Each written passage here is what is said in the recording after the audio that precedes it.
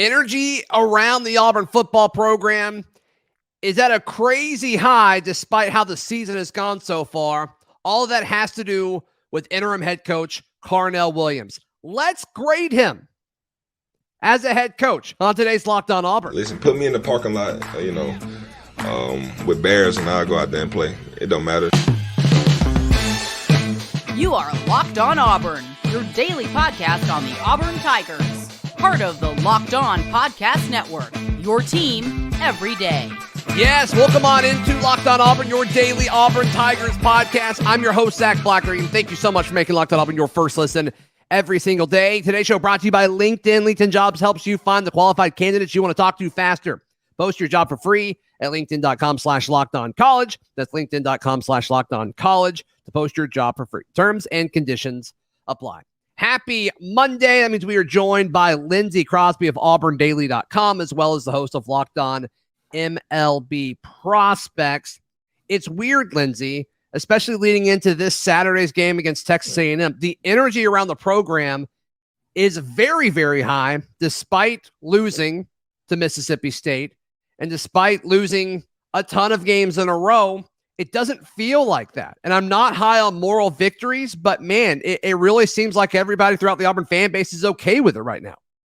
Yeah, Saturday was a lot better than I think any of us could have expected. And it was the first time in a while where I ignored all of the things that I thought about every week, about how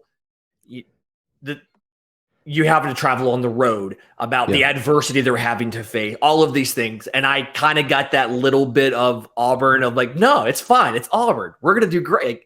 We've got a chance in this. And that's just something that's been missing for a while, is that little glimmer of hope.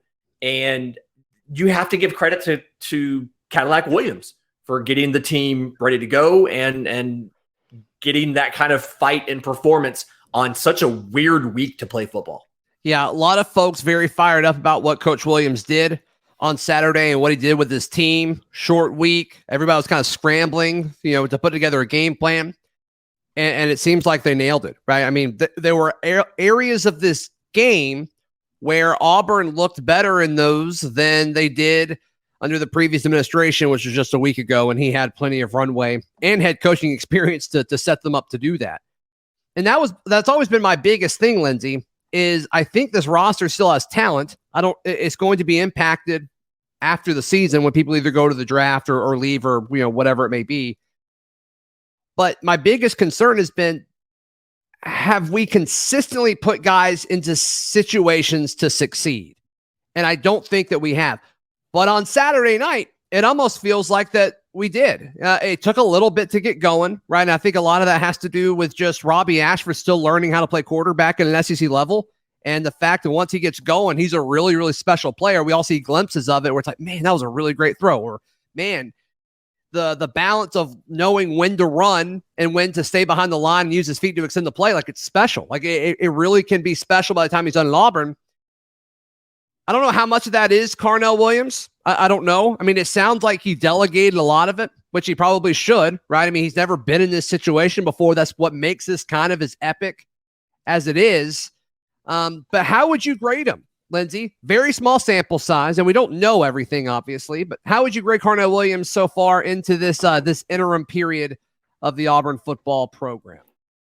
So in my mind, there's a lot of things that you can't give him blame or credit for, right? Look at the fact that you had 3 days, in essence, to 3-4 days to come up with your game plan, to do your installs, all of your. I mean, to the point where Will Friend and Ike were using the previous guy's play sheet. They didn't have a chance to make their own play sheet, so it's hard to schematically say he gets credit for this, he doesn't get credit for that. But look at the big picture things. Look at the motivation and the energy. Look at the fact that they were down, 24-6 going into halftime, something like that, and came out of the second half, continued to fight, battled back, scored more points in the second half than they had scored in all of the second halves this season put together under the previous guy. Wild. And then some of the things around the margins, right? Felt like Auburn was a little more aggressive on fourth down. Didn't always work out, but felt like Auburn was leaning towards, let's put the ball in the hands of our players and let them make a play versus trying to do what's safe. So given all of the limitations, given what he actually could impact, I'd give Cadillac a solid B minus B for his performance last Saturday. Yeah, I would almost say it needs to be a B plus or an A minus, right? And the only thing that makes it go to an A plus is a win, right? Mm-hmm. And so I don't know. I think he nailed it. Now, there's a lot of Auburn folks, which I think we all saw this coming, right? Saying, he should be the next guy, right? Which I think is a little premature. I think he should definitely be retained and continue to be the running backs coach, maybe put over recruiting or something. I don't know, but I think he needs to be rewarded to some extent. But what he's doing as interim is a different job than being the head coach, right? Like he's not preparing a team for the season. He's being asked to be, a shot in the arm or a 5-hour energy to finish the season strong. And I think when you look at it through that lens, Lindsay, as far as the interim head coaching job, I don't know how we could have nailed it any more than we did. Yeah, there's nobody on staff that, to me, is could carry that emotional weight of, right. I am an Auburn man. I have been in your shoes. We are going to get through this together, and we are going to try our hardest to win every single game. Zach Etheridge obviously has also played at Auburn, but it's Cadillac's the guy. He's the only one that could reasonably make this argument. And if it's in this situation where it's an interim that you're not seriously considering as the long-term guy, that's all you can ask for is go out there, get guys fired up, keep the team together, continue to represent the program on the recruiting trail. Yeah. And understand that we're going to make sure you have a role with the next guy, whoever it may be. We're going to make sure you're retained because you are an Auburn man and you are representing us very well. Right. So I loved it. I absolutely loved it. And it sounds like most Auburn folks did. And what's going to happen this Saturday, we'll talk about this Saturday's game in just a moment because Auburn's favored in it, which is awesome. I think it's fantastic. It's got the energy of this massive, massive game, and both teams are 3-5, right? 3-6, 3-6, yeah, 3-6. Yeah, you're right. Which is weird. It doesn't feel like both teams are 3-6. But one of them brought in the number 1 recruiting class in the nation with $100 million coach in this 3-6. The other one's on an interim, but neither here nor there. No, you're absolutely right. Jordan Hare Stadium is going to be wild. All right. There has been a name that's really picking up steam. We've touched on it a little bit here on the show, but we'll give you our thoughts. Dan Lanning, next Auburn head coach. Very, very interesting conversation. Today's show brought to you by our friends at LinkedIn. I'm sure a bunch of coaches throughout the country are flocking to LinkedIn Jobs to see if the Auburn head coaching job is posting there. All jokes aside, LinkedIn Jobs recognizes that every hire feels like a high-stakes wager for your business, right? And we've seen this, obviously, across the college football landscape. It's like, man, if you hire the wrong person, it's going to set you back millions and maybe years in production. Your small business isn't any different, right? It's super important for what you're trying to do, for growth, and for revenue generation. And so LinkedIn Jobs wants to help you find those people faster and for free. LinkedIn Jobs, all you have to do, linkedin.com/lockedoncollege. That's linkedin.com/lockedoncollege to post your job for free. Terms and conditions apply.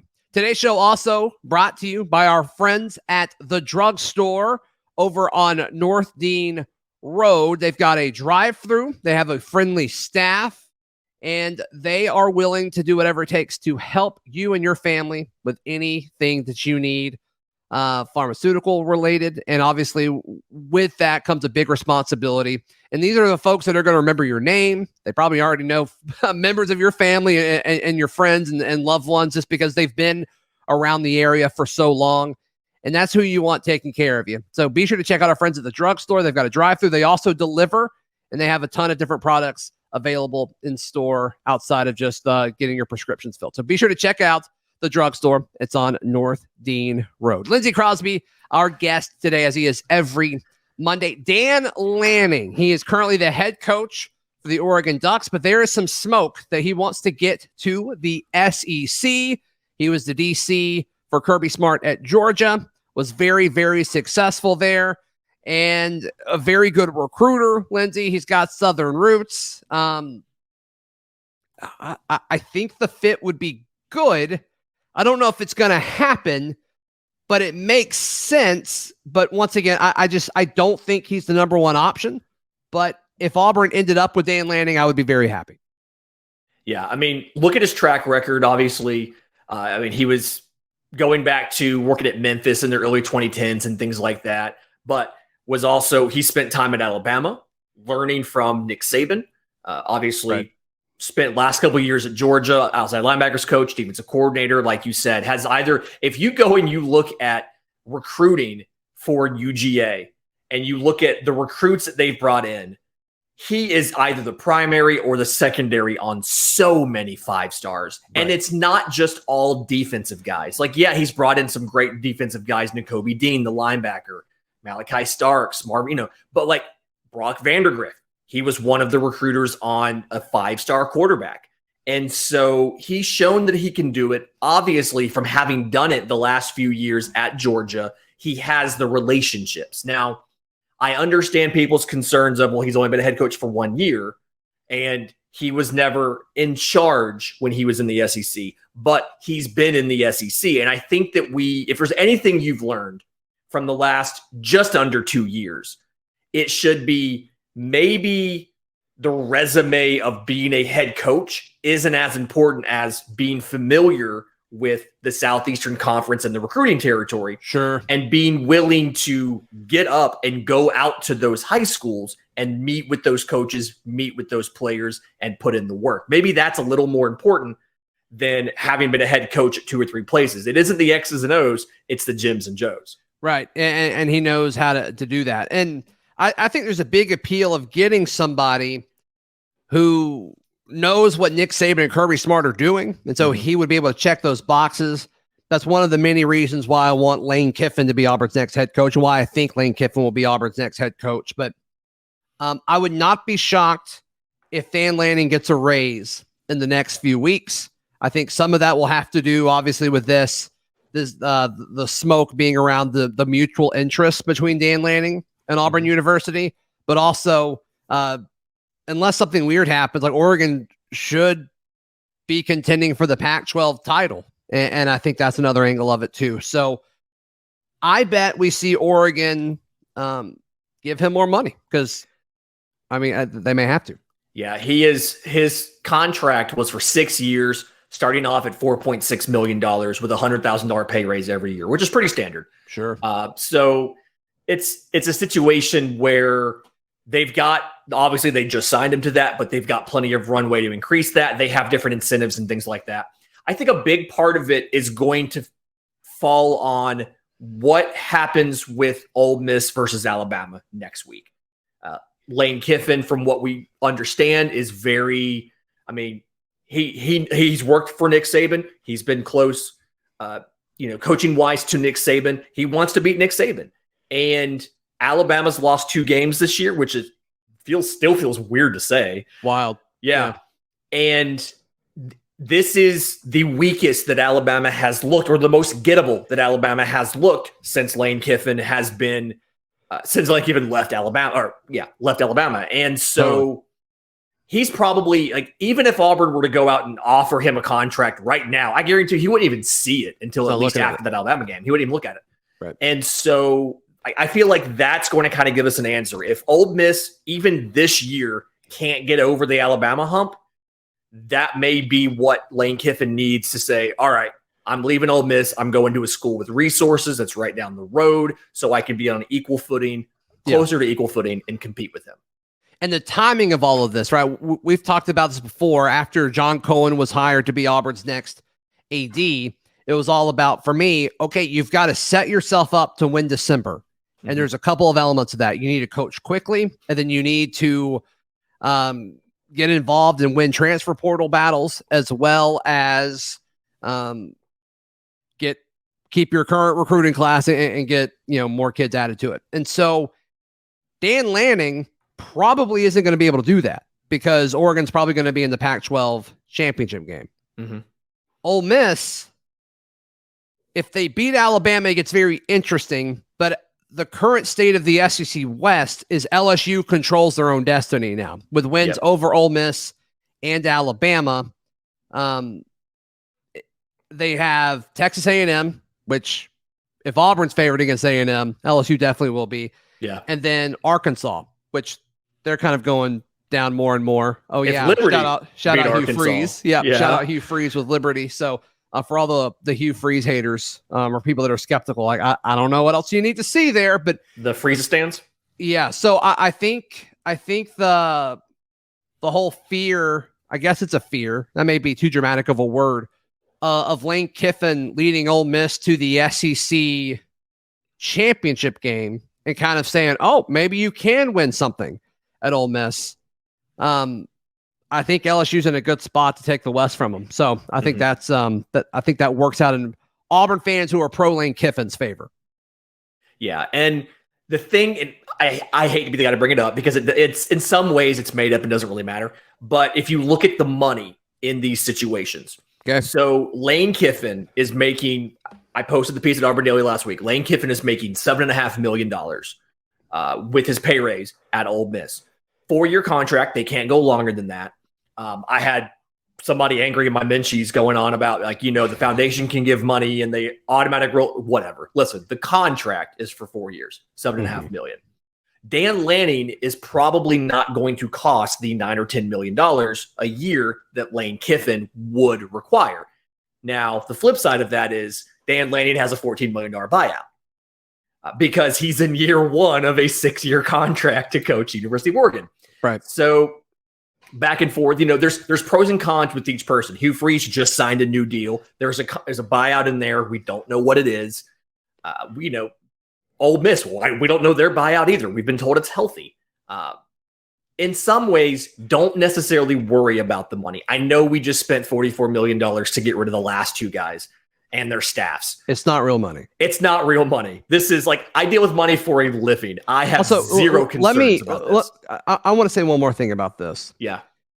When folks want to be want Auburn to be conservative with spending money, it's not your money. There's no salary cap. Don't worry about Auburn spending all of this money. They've got it. Auburn's not going to go bankrupt. That's not really how it works. So, and for folks who use that argument, don't do that. And the other part of that is when people sometimes make that argument, they assume that every dollar we spend on a coaching buyout is $1 less that we have to spend on a track and field athlete or something like that. And that's also not how this works. Different budgets. Yep. There's a difference in institutional funds, what the athletic department has based off of university appropriations and revenues and donations and all of that versus going to a booster and saying, we want to do this. This is how much it costs and them writing you a check. Everything that Auburn has paid and they'll get rid of the last couple coaches. There are certain boosters for our program that is less than 1 quarter's worth of net revenue for their company. Right. So the money is made up. It doesn't matter. And the money that you spend on a coaching hire or a buyout or whatever does not take away from a baseball player or a track and field athlete or anything else. Separate budgets. Those other athletes are going to be taken care of either way. Don't worry about it. Be cool with it. Auburn is a big fish. And too many Auburn fans have been feeling like we are not big fish. And they've been wanting to be conservative and save money. Don't do that. Yep, there's haves and have-nots. And despite what national media tells you, Auburn is a have. They are a top 15 program all time. Don't listen to the talking points that this isn't a good job. It's ridiculous. It's absolutely ridiculous. All right, Auburn is favored against Texas A&M. Yep, you heard that right. We'll touch on that in just a moment right here on Locked On Auburn. Got to tell you about our friends at BetOnline. They're your number one source for all of your betting. And obviously with basketball season starting, you can find the latest player developments and team matchups and news all at BetOnline. And of course, every line and prop that you could possibly imagine, all that is at BetOnline. It's where the game starts. And throughout the day, Monday, keep your eyes out because it is Auburn basketball season starting tonight when most of you guys listen to this Monday. And that line will be dropped at BetOnline. So once again, BetOnline, it's where the game starts.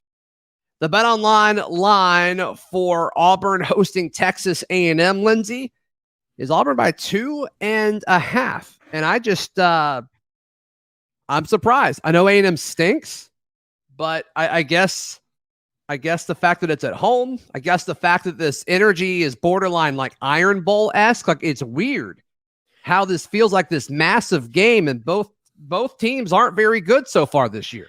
Yeah, as somebody who used to listen to way too many gambling podcasts, home field advantage is typically kind of around 1.5, 2 points is kind of where that is. So in essence, they're thinking this could pretty much be a toss-up, but Auburn gets a slight advantage because they're at home. And you touched on it. When they announced Carnell Williams as head coach coming out of the tunnel on Saturday, Jordan Hare is going to be probably the loudest it has been in multiple seasons. Sure. That place is going to explode. You know they're going to have a brand new video package for it. It's going to have all of the highlights. It's going to have Rod Bramlett doing the Go Crazy Cadillac. It's going to have everything in there. And we've heard from opposing players, we've heard from coaches, we've heard from broadcasters that sound on that field genuinely does affect opposing teams. And so I guess if you think both these offenses are bad, and with A&M, it's because they're missing half their team. I don't know if you saw their game on Saturday, but the list of who was not playing they're missing like 17 starters or something. They were missing 3 starting offensive linemen, including 3 wide receivers, including 2 starters on offense, and then they were missing essentially almost every single starting defender. Unreal. And they gave up 300 plus on the ground to Florida. So not only Florida's not very good either. No, Florida's not good. But the thing that Texas A&M tends to be particularly bad at is the only thing Auburn seems to be good at, which is running the ball. And so feels like A&M can't stop the run game. Feels like that's sometimes all Auburn can do is run the ball. And so it does line up nicely to get behind your big boys on the offensive line, make it where they, and just get off the ball, get some yards on the ground. The over-under for this game via BetOnline is 50. Ooh. And I don't know.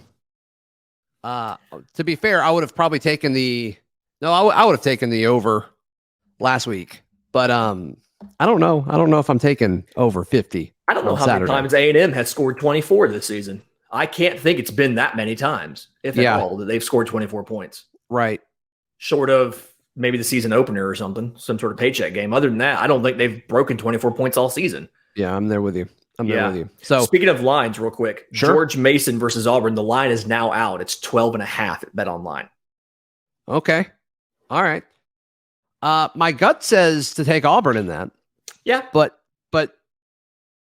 I mean, I could see us not shooting well Monday night.